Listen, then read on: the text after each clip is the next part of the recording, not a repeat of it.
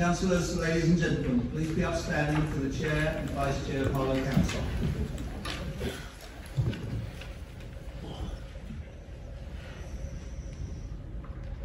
Good evening, councillors. Please be seated.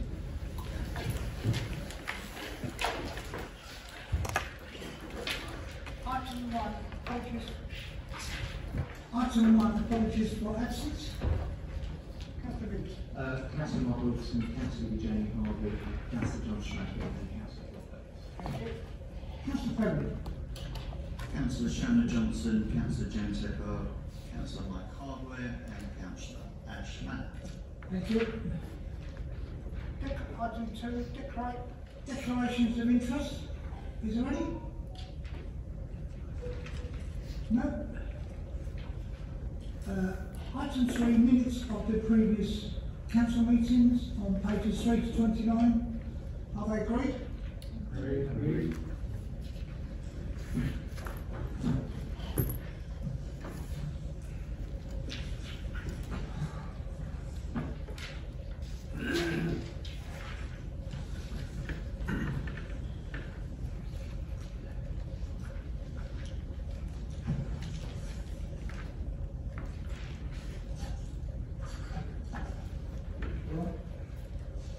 Item 4, communications from the Chair. Right, we've had the charity quiz night, which was very, very successful. I met with Councillor Perry and Councillor Vince and Mrs Hardware to see the banner donations for Ukraine. I helped plant a oak tree for the Queen's Green Canopy. I've been to the Broxbourne Civic Awards ceremony and dinner, and I've also been to making steps to present medals. Tomorrow we've got our civic dinner, and those who are attending, thank you very much. And on the 29th of April, we've got another golf day. Item 5, petitions from the public. There are none. Questions from the public? I understand we have 2.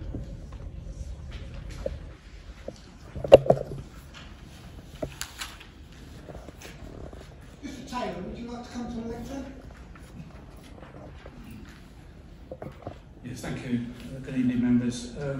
Harlow Council's Community Engagement Strategy 2018 to 21 ran to 13 pages, stating that Harlow Council takes its responsibility for consultation with local people and businesses seriously and aims wherever possible and in practical to take their views and opinions into consideration when making decisions about things that affect them. It goes on to list many ways that it will carry out this engagement. I would be interested to know how many responses the Council has received from residents to the following consultation exercises. And I then listed 8 recent consultation exercises, and I don't wish to read those out necessarily. Councillor Charles. Thank you, Chair. The 2018 to 2021 Community Engagement Strategy was developed by the previous administration. It was clear at the start of our administration that it was not fit for purpose.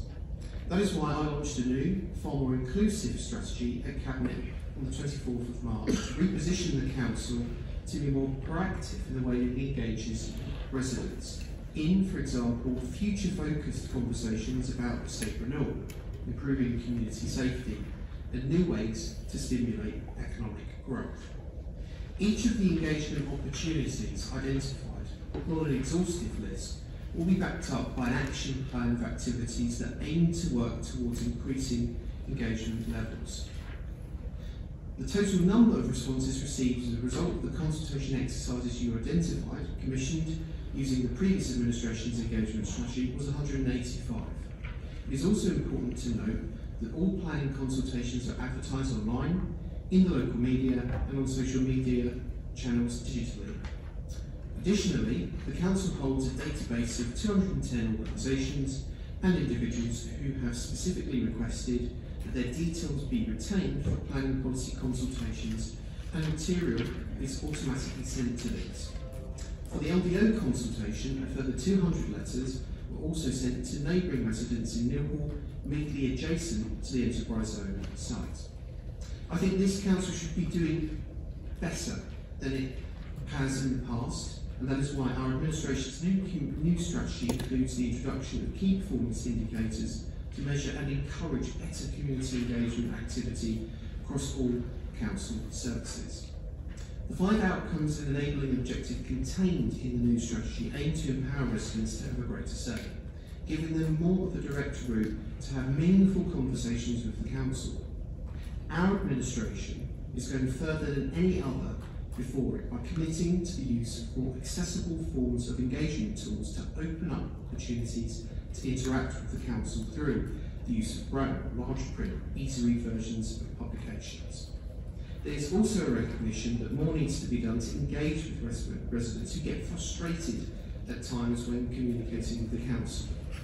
The new community engagement strategy, covering the remainder of this year and will be up for renewal in 2025, aims to encourage more of a two-way conversation so that people feel their views are being listened to, and action, not words, is a clear result of the consultation exercises they decide to participate in when looking to provide feedback in the future. Mr. Taylor, have you got a supplementary? No, I do, yeah. COVID restrictions during the last 2 years has already meant that the council has almost entirely relied on social media. Bearing in mind the numbers that you've just given me, would you agree with me that much more needs to be done other than the use of social media if it is to engage with residents who do not have access to social media, who do not have English as their first language, is to receive more responses to its consultation exercises in the future? Clearly, Chair, Nicholas Taylor has read the new community engagement strategy, which covers all of those key areas in detail. One of the fundamentals of the new strategy is that we recognise that we have an ageing population in town, and as such, social media is just one in an armoury of tools that you need to use to communicate with people across the town. So the usual formats of open meetings will be considered as part of the action plan and the delivery of the key areas we want to initially consult residents on. But going forward, we want to reach out to the diverse range of communities in our town, and one of the focus areas of the 5 outcome objectives is to empower all residents, irrespective of their background or where they have come from, to be engaged and to be listened to. It's part of the two-way conversation that this council wants to adopt going forward. Thank you. Mr. Leverett.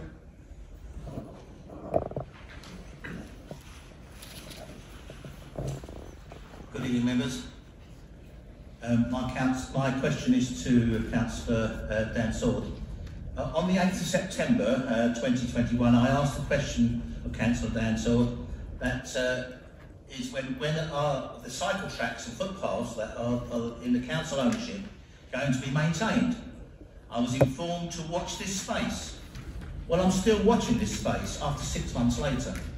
In the meantime, the winter weather has seen conditions of cycle tracks and footpaths falling even further into disrepair. Can the portfolio holder inform me if funding has been found? The first question. When residents expect the work to be repaired, and the cycle tracks and the footpaths that will be carried out. As Mr Leverett will know, at present 90% of the cycle track network is owned by Essex County Council, and repairs on that 90% are the responsibility of Essex County Council. The other 10% is owned by Harlow Council. The majority of Harlow Council sections are deemed to be of a satisfactory standard. With regard to the 90% owned by Essex County Council, I've had a series of meetings with Cabinet Member for Highways, Essex County Council, and further, I understand that the Essex County Council Local Highways panel has invested more this year into repairing cycle tracks than compared with any year in the existence of the panel. However, the corporate strategy we passed in December set out an ambition to deliver a fully independent and interconnected cycle track network. This is a much bigger project than that to which he asks. I'm talking about the entire network and the rebuilding that is needed. To that end, an announcement will be made after the May election, and I am certain that he and everyone in the town will welcome that announcement. Mr. Everett, have you got a supplementary? I do, thank you. I'll just say that 10% is what the portfolio had said are considered satisfactory. As a cyclist, I know the portfolio holder is. He will be quite aware that the cycle tracks are not in a good order. And can I just ask the question? I know you want me to ask the question. If I could just ask the question in terms of that the public want to hear when they're going to be repaired and not when there's going to be an announcement. So will they be within 3 months, 6 months, 12 months? At least they would know when they're going to like to get repaired. Thank you. Can you turn your mic on, Mr. Everett? That's the question. No, will you turn your microphone Sorry. on? Thank you. Councillor Saunders. He is absolutely right in that I am a cyclist and I know most of these cycle tracks very well. And I feel like I know most of the potholes on these cycle tracks very well, or at least my backside does. In terms of the repairs that are needed, what I hope he understood from my question is that I am not talking about patching up of potholes. We're talking that the whole network is not fit for purpose. It's not interconnected. There are major roads in sections of the cycle track network. A patching up will not do. It needs fully rebuilding, and to that end, the announcement that we'll make after the election will address, I am absolutely certain, not just the point he makes about patching up, but it's about a whole rebuilding, interconnecting the whole network around the town, particularly to new growth areas. And I think he will be, well, in fact, I know he will be back here in a few months, over the moon about that announcement. And I look forward to him joining me on the tracks when the network is complete. Right. Thank you very much. Item 7, question from councillors. Councillor Prisbitts. Thank you, Chair. And it's a shame that Councillor Harvey isn't here today. I think we'd all agree across the chamber the massive contribution that she and Councillor Danvers, who are no longer, and Councillor Johnson, who are no longer standing for election, have made to this council. So, following the last cabinet meeting, could I ask the leader to reflect on his comments made to Councillor Jane Harvey over her genuine and well-articulated concerns about how we can empower more women wanting to become more engaged in local politics at cabinet last week? Would he agree with me that more training is needed for councillors about how we ensure this chamber is more inclusive, and will he seek guidance and training from the LGA on this important matter? Councillor Perry. Thank you to Councillor Vince for the question. I do agree that there is an underrepresentation of women who hold elected office at all levels of government, and this underrepresentation can be seen across the full political spectrum. I'm happy for this administration to seek guidance and advice from all reputable sources, including the LGA, in order to address this imbalance. Do you have a supplementary? I do, Chair, thank you. I'll stay seated. I welcome the answer, although being involved in politics for a long time, it has, I believe, or I know, it has a lot to do with behavioural councillors in this chamber, which potentially puts off those underrepresented coming forward to be councillors. I also think that we need to look at the well-being of our councillors. Can I ask that next time a council, indeed a council officer, feels that they need to leave a meeting upset, that the meeting is paused and their well-being is checked on? And I thank publicly Councillor Durkin for doing so on that particular occasion. Councillor Perry.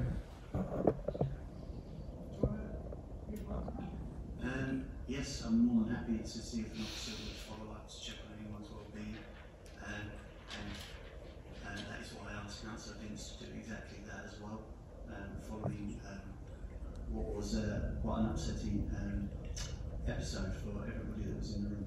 So yes, continue to wish Councillor Harvey well and for her contributions more generally, and yes, more than happy to make the recommendation to officers.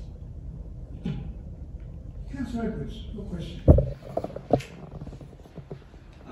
Could you please, this is to Councillor Nicky Perth, for Code and Order, could you please explain to the residents of Bishopsfield in Charters House why it has taken so long to get alleyway lighting fixed, lighting which is a district council responsibility? Councillor Perth. Thank you, Councillor Edwards. The council has been aware of the lighting around Charters Cross and Bishopsfield, including the cycle paths that run past Charters Cross, north of Bishopsfield and Parsons Road. Has not been working consistently since April 2021. The lighting is the council's responsibility. The power supply to this lighting, however, is the responsibility of UK Power Networks. It did take a long time for UK Power Networks to resolve the fault on the power supply to the lighting. This was repaired in January 2022. The lights were briefly restored. Unfortunately, shortly afterwards, the lights stopped working again. To eliminate the possibility there is a fault in the lights themselves, the council must access a garage to examine the supply equipment. The council has been going through the necessary formal processes to gain access. A site visit has been arranged for tomorrow morning between HTS and the council's electricals officers. This should establish whether the fault is in the council's equipment, in which case repairs will be arranged, or further fault in UK Power Network supply, in which case the council will work with UK Power Network. In either case, the council will ensure that any issues are identified and resolved so that the lights again are working properly and reliably. The council has very recently been made aware that the light fixed above a door in one of the addresses in Charles Cross has failed. This has been traced into a fault with UK Power Network supply. This has been reported to UK Power Network supply, and council will work with them to ensure that this is resolved. Councillor Edwards, have you got supplementary? Yes. Certainly I'm aware that some of it is UK Power Networks, and I thank you for the bit for your response in terms of the UK Power Networks.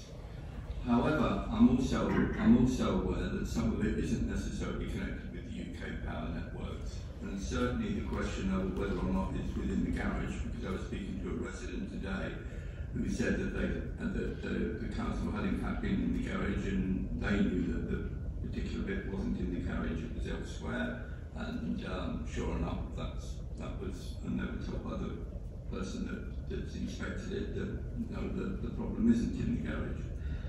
In terms of Bishopsfield, what does concern me though, on the, and this, well, yes, I'm giving a question, I'm giving the background to the question because it's important.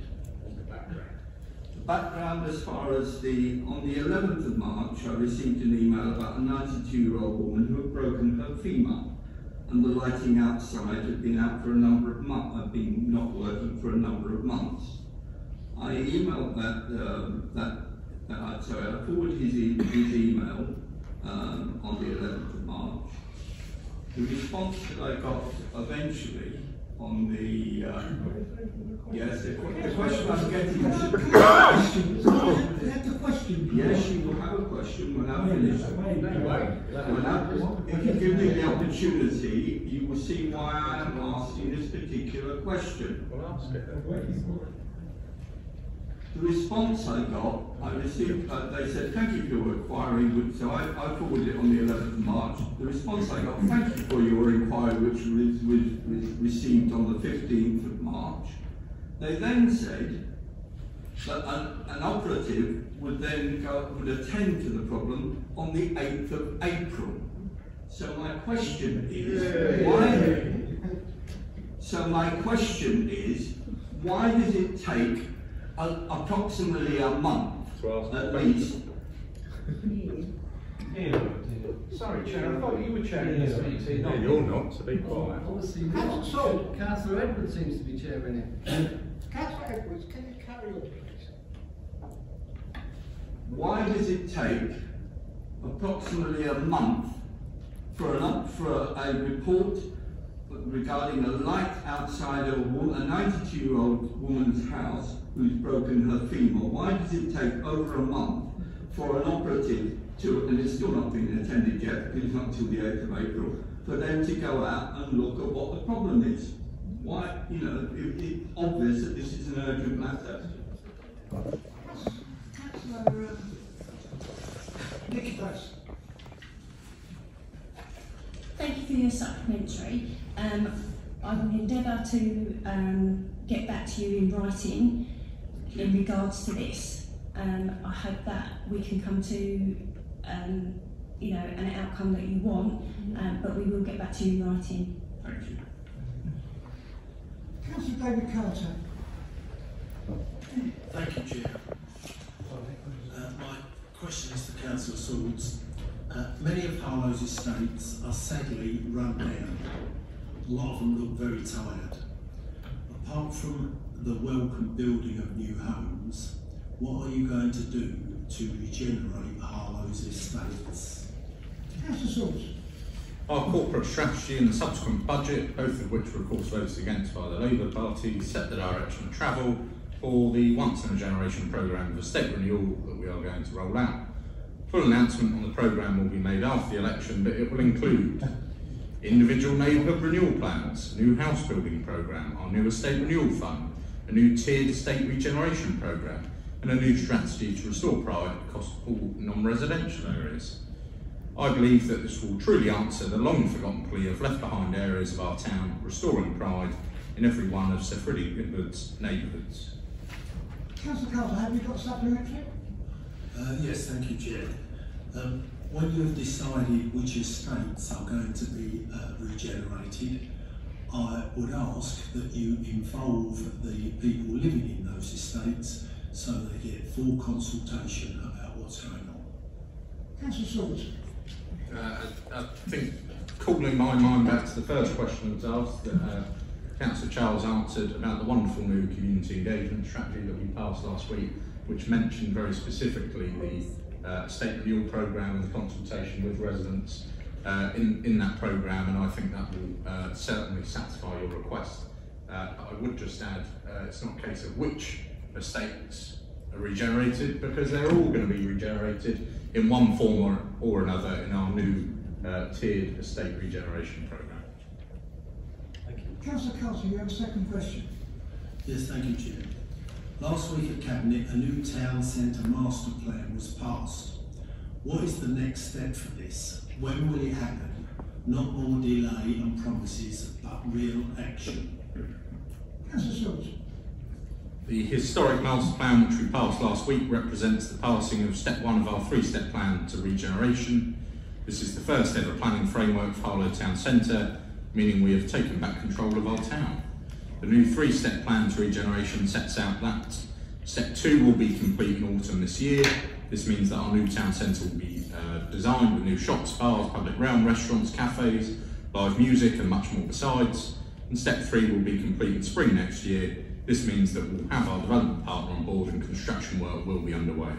This is a one-way roadmap, not another plan or promise, but a one-way roadmap upon which we will deliver the new town centre that's for so long been needed. Councillor Carter, do you have a supplementary?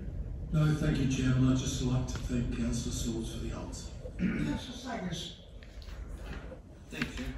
I'd like to ask Councillor Swords, with the new era of using sustainable transport, the second biggest retail area in Mark Hall, this includes in Way and Howard Way. There's no direct route, meaning many residents who don't drive have no way of getting there to look at the social aspect or look at any of the shops that are there, so they have to resort to going online. Would it not make sense to have service down there that we can monitor the level of traffic, and of that put in an affordable, reliable, well advertised, because it wasn't done previously, for residents to use a bus service or such.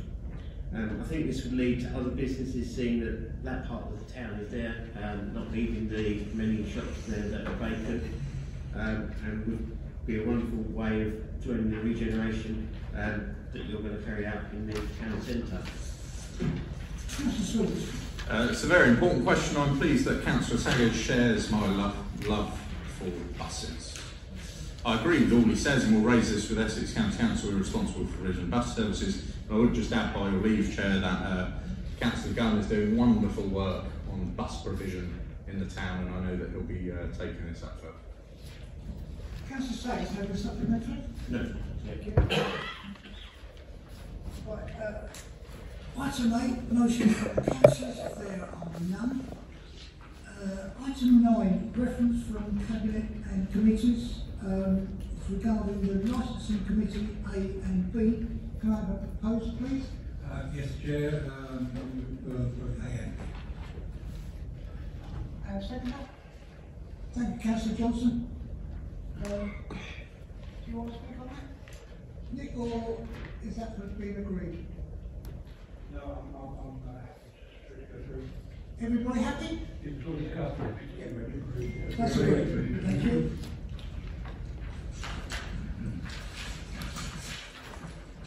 Item 10, the annual report for councillors appointed to outside bodies. Understand, Councillor Leach, you have a question? Yeah, I mean, this is people appreciate why this is an interest of mine, but I didn't see a report in the pack on the police fire and crime panel, and I appreciate it's a huge interest to me, not because I was good for the police and fire and crime commission, but because I was a former panel member myself, and I believe that Councillor Garnett is our member on that. I just wondered if can ask if the panel's met over last year, and if he's able to give us further feedback tonight about the panel's work, if possible. Councillor Garnett. Thank you. I apologise to councillors that I've not given a written report. There's no response on my behalf. I can't make an excuse because I've been in hospital for a new knee, but it was that. But I'll give a verbal update if that's okay. The Essex Police and Fire Crime Panel, I've attended 6 meetings at County Hall. They've all been at County Hall because of the nature of the business. And we've had 6 pre-meetings via Zoom, which I've attended as well. Some of those meetings were to do with the new policing plan, which took 3 meetings, plus briefings, and they were carried out on Zoom, which the policing plan has now been published. It's published, I think, a month or so ago. We've also appointed, very early in the process, a new deputy commissioner. She was the choice of the commission, so we didn't have a list to choose from. It was a recommendation from the Commission. He has a right under the legislation to do that. We've also appointed a new Chief Fire Officer because the previous incumbent was doing it on a temporary basis, but because of health, she stopped and the new Chief Fire Officer was in place. We did have a selection meeting for that. And we also appointed a new 151 officer. Again, it was recommended by the Commissioner. Now, all of those 3 appointments were subject to questioning by the panel members. We were allowed to ask questions and get the answers we wanted if there's any queries, obviously with restrictions.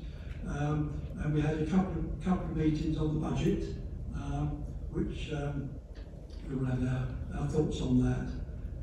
I'll go back to the police plan, the new policing plan. And that covered all aspects of crime, not all aspects, most of it, burglaries, violence against women, girls, car crime, fraud, etc. So it covers a wide spectrum. I think it went to about 30 pages in the end. So that's a quick update. I can put that in writing if members wish, and perhaps I should do it anyway. Put a bit more meat on the bones. Does that answer your question? Item 11, minutes of Cabinet and Committee meetings. Is that correct? Councillor Johnson. Chair, apologies. I was trying to speak on the previous item. Obviously didn't catch your eye.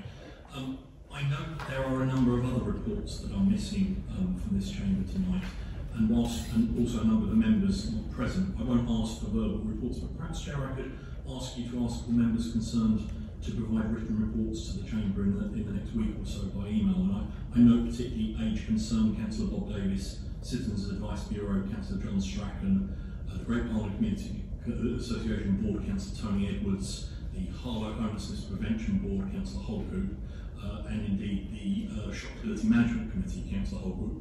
None of those reports are on the agenda, so perhaps we could have email copies of them, please, Chair. Any members that are responsible, could they please email those over, please? Sorry? Oh, of course they don't. No, Shopability is gone, isn't it? But can we arrange for the reports to send through to the government's officers? Yeah. Right, thank you. Yeah. I'll happily talk you after. Right, item E, the minutes of the Cabinet Committee meeting, therefore noted, is that agreed? Agreed. Right. Item 12, there are no matters of urgent business. What I would like to say is, I'd like to thank Councillor Dance, Councillor Harvey and Councillor Sharon Johnson for representing Harlow for many, many years. And I wish you all your best in your retirement or however you're going to do it.